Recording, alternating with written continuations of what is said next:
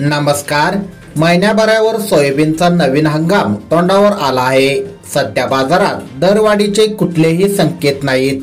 अशातच साठवलेले सोयाबीनही मोठ्या प्रमाणात विक्रीला येत असल्याने बाजारांमध्ये सोयाबीनचे दर 4,000च्या आत आले आहेत.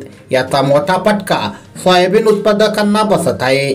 शासनाने तातडीने दरवाढीच्या दृष्टीने हस्तक्षेपाची मागणी शेतकऱ्यांमधून केली जात आहे.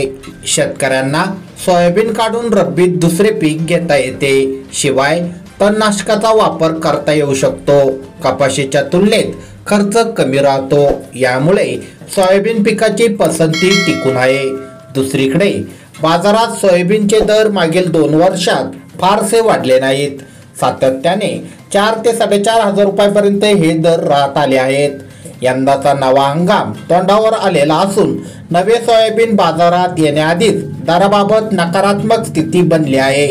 बाजारात सोयाबीनचा कमाल आणि किमान हे दोन्ही दर खाली आले आहेत. 4,000च्या आत दर पोचले आहे. त्यामुळे सध्या तरी सोयाबीनला 4,000पर्यंत भाव मिळत आहे. तर शेतकरी मित्रांनो, ही होती एक सोयाबीन बाजाराविषयी छोटीशी माहिती. अशाच प्रकारच्या सर्व पिकाच्या बाजारभाव बातम्या दररोज तुमच्या मोबाईलवर बघण्यासाठी खाली दिलेले सबस्क्राईब बटन दाबून बेल आयकॉन नक्की दाबा. चला तर मग भेटूया पुढील व्हिडिओमध्ये. धन्यवाद.